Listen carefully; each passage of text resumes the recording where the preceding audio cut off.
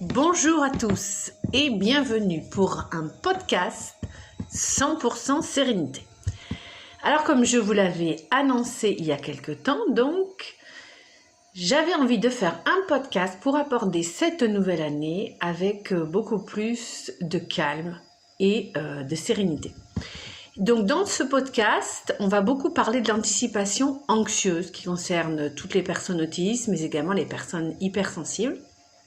Je vais vous donner mes astuces pour y remédier, car la bonne nouvelle, oui, on peut gérer cette anticipation anxieuse. Alors si vous entendez des petits bruits, ça sera mes petites perruches chéries, Pistache et Blue, pour ne pas les nommer.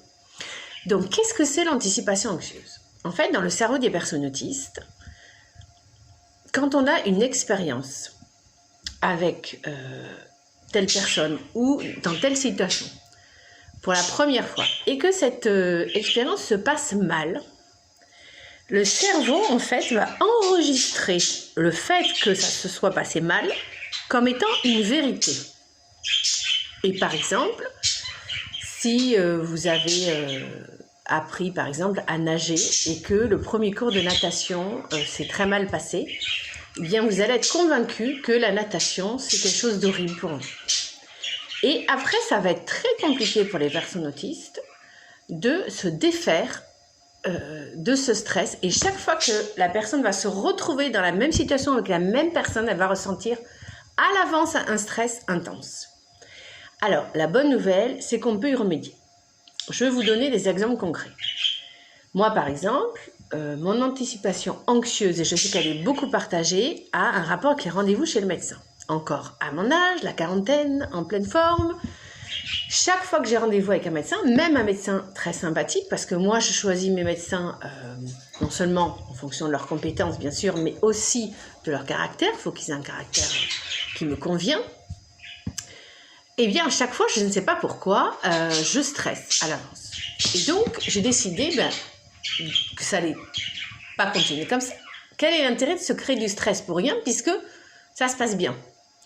Donc, on essaye de rationaliser, de se dire, voilà, pourquoi est-ce que je ressens du stress? Qu'est-ce qui me stresse? Est-ce que c'est le fait d'y aller, donc le transport? Et c'est vrai que pour les personnes autistes, le transport, c'est souvent source de stress.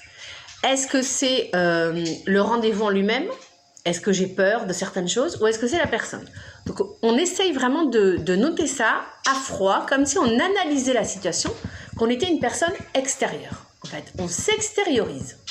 Et à partir de là, vous allez pouvoir commencer à essayer de trouver des solutions. Donc, si effectivement les rendez-vous se passent bien, vous vous rendez compte qu'en fait, c'est votre cerveau qui vous joue des tours et qu'il n'y a aucune raison objective pour que ça se passe mal. Donc, aucune raison objective à ressentir un stress, une angoisse à l'avance. Si le rendez-vous se passe moyennement et que vous vous rendez compte que c'est à cause du transport, eh bien, essayez de remédier à la situation, essayez de voir si ce rendez-vous peut se faire dans un autre endroit, plus proche de chez vous, où vous aurez peut-être moins de transport, ou si vous pouvez vous faire accompagner en voiture par quelqu'un. Enfin, vraiment, il y a des solutions. Donc, prenez votre temps. Ensuite, essayez d'analyser aussi de manière très précise combien de temps va vous prendre ce rendez-vous. Donc, si le rendez-vous qui vous crée un stress à l'avance, si c'est vraiment quelque chose de pas agréable, là pour le coup, comme par exemple des rendez-vous au Pôle emploi, il faut toujours se justifier, des rendez-vous à la CAF ou des rendez-vous je ne sais où, dans les administrations, c'est rarement agréable. Hein. Donc là, on essaye de se dire, bon, ça va me prendre tant de temps, donc qu'est-ce que je peux faire pour adoucir ce moment? Est-ce que je peux écouter ma musique préférée? Est-ce que je peux, je sais pas, moi j'aime bien par exemple avoir de l'huile de lavande, l'essentiel de lavande que je peux ressentir. Est-ce que je peux me répéter comme ça des phrases pour me calmer? Tout va bien, je vais bien. Est-ce que je peux emporter un petit carnet où je vais écrire des choses? Enfin, il y a plein de façons de faire. Ensuite, moi il y a une chose, mais vraiment que je vous recommande, une pratique que je fais depuis des années et qui est très efficace pour réduire tous ces stress, toutes ces angoisses, toutes ces anticipations anxieuses, c'est la méditation. D'ailleurs, vous trouverez sur ma chaîne, dans la liste Zen, différentes méditations. Certaines durent 3 minutes, d'autres 5 à 8 minutes, donc c'est assez court. Et vraiment, je vous recommande de vous lancer, surtout c'est quelque chose qui vous tente, de vous lancer dans la méditation. Donc la méditation, ça dure, il y a différentes durées variables.